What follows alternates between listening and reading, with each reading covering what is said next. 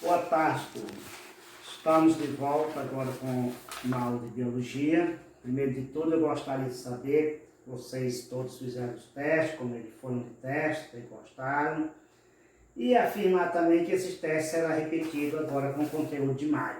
Apesar de nós já estarmos no mês de junho, mas o conteúdo nosso é do mês de maio. Então, nós vamos começar aqui no capítulo 5, o conteúdo de maio. Me parece que até eu já tinha falado um pouco na introdução, né? Mas a gente volta a falar aqui tudo do início. Esse conteúdo de maio, quando a gente terminar ele, que terminar o conteúdo das outras disciplinas, Rosildo vai marcar novamente uma semana para a gente fazer os testes. Então, na página 108 aqui, a gente tem a abertura do capítulo com esse seguinte tema: compartimentos celulares. O que são esses compartimentos celulares? Os compartimentos celulares são as divisões que existem dentro das células. Na realidade, são as organelas celulares, aquelas estruturas internas dentro das células. Mas só que aqui é somente a apresentação. Lá na página 110, aqui realmente nós começamos de fato o nosso conteúdo com o subtema aqui, o ambiente celular. O que é esse ambiente celular? Como é estruturalmente a célula, né? Como é que ela se encontra estruturalmente. Então, de princípio, a gente vai falar a respeito desse ambiente, mas destacando principalmente as membranas, né? Então, na página 110, 111, a gente vai falar a respeito disso, e na página 111 a gente vai ter até algumas figuras, depois eu vou mostrar aí no livro, né? Já a gente comentar, observar elas pelo livro. Umas figuras que vai ser interessante para o nosso conteúdo. Só lembrando que a membrana celular, ela é a primeira estrutura, primeira divisão da célula. Comumente nós costumamos dividir a célula em membrana, citoplasma e núcleo. Mas vamos começar externamente com a membrana, lembrando que tanto as células animais quanto as células vegetais apresentam, além da membrana em si, apresenta uma outra estrutura, né, que ajuda a proteger a membrana e, consequentemente, a célula como um todo. Então, essa membrana, ela tem capacidade seletiva. O que é capacidade seletiva? Selecionar o que entra e o que sai da célula, aquilo que deve entrar e aquilo que deve sair. Nós sabemos que a alimentação de um organismo, ela acontece a nível celular.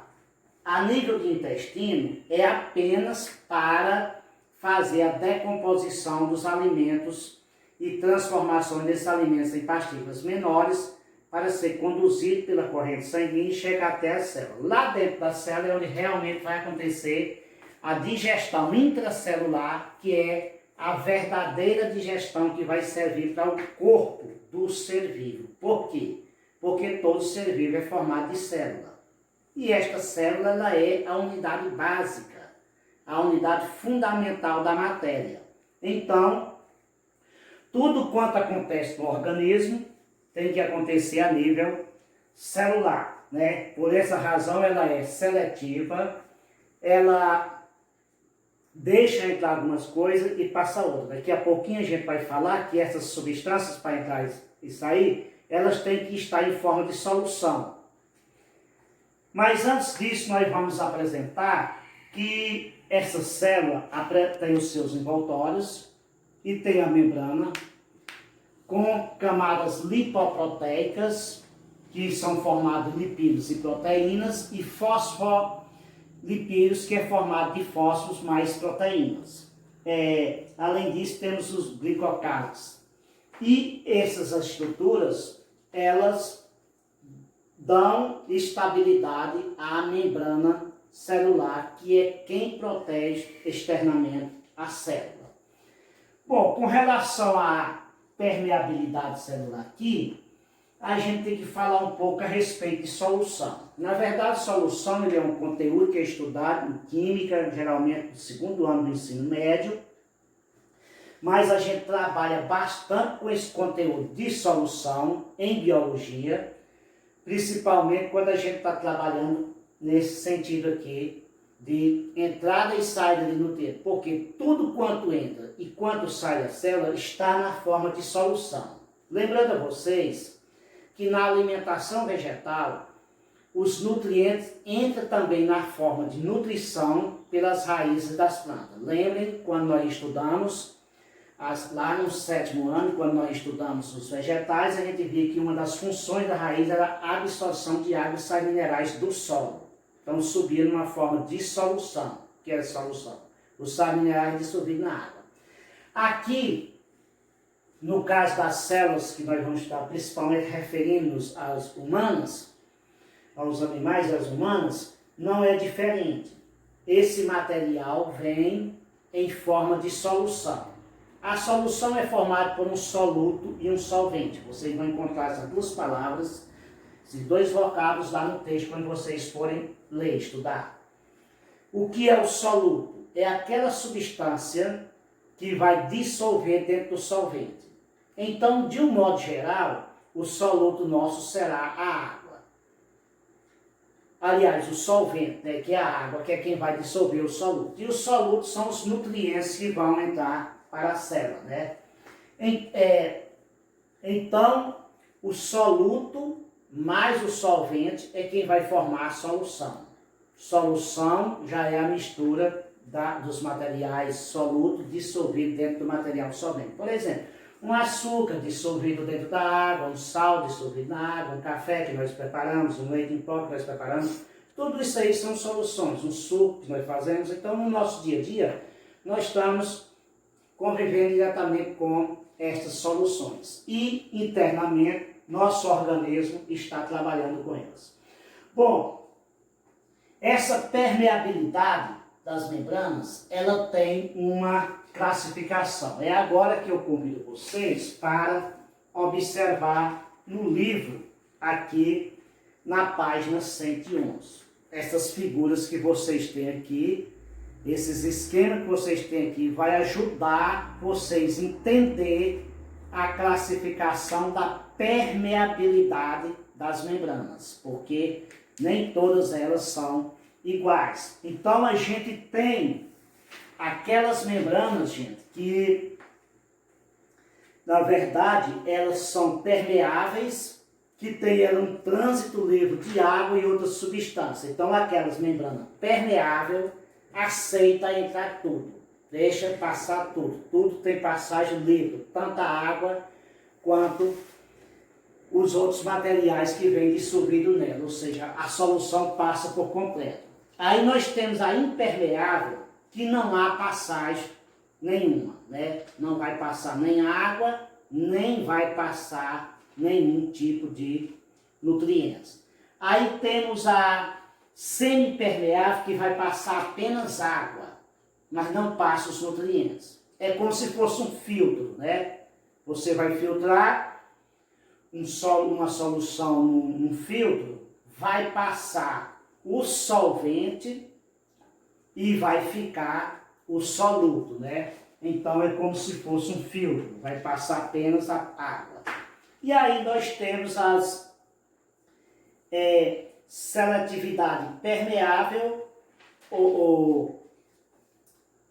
que vai passar, né, apenas uma parte, a água e um tipo de nutriente. Por exemplo, a água e um sal, ou que sejam, passa a água e passa o sal. Aí passa a água, por exemplo, não passa a sacarose, o açúcar. Então aí ela é um tipo semipermeável. Então, gente, é comum a gente observar no nosso dia a dia que essas soluções que nós preparamos é com um soluto dissolvido dentro de um solvente. E assim é que esse material chega lá em nossas células. A partir da próxima aula, a gente vai realmente começar a estudar o tipo de transporte, porque se esse material entra ou sai, ele é transportado, alguém vai levar ele, alguém vai trazer. Nós já sabemos que o sangue, através do sistema circulatório, é quem faz o transporte desses nutrientes, desde as microoviosidades dos intestinos, ou seja, as paredes dos intestinos, do estômago, lá de onde é feita a digestão, até o interior, aliás, até a membrana plasmática. Aí vem o sangue.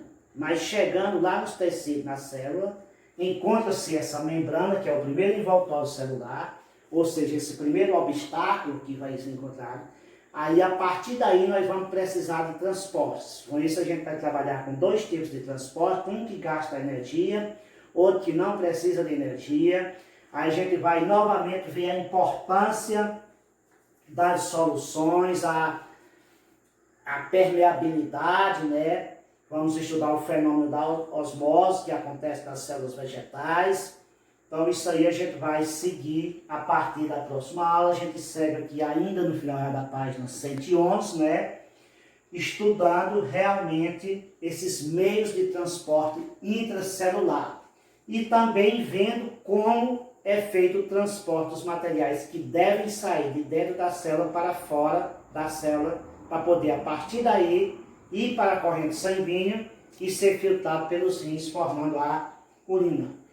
Bom, esses tipos de transporte aí que nós vamos ver, eles vão acontecer internamente. Não tem nada a ver com a circulação do corpo. A circulação do corpo é feita com o sangue, né? O sangue é quem transporta para a cabeça, para os pés, para os braços, é quem transporta esses nutrientes. Agora, chegando lá, ele deixa esses nutrientes e a célula é quem vai, através da sua membrana, fazer a absorção. Então, gente, nós vamos parando por aqui, lembrando a vocês que esse conteúdo é de maio, só mostrando aqui mais uma vez para vocês, eu sempre faço questão de mostrar em todas as turmas que eu estou seguindo o nosso roteiro.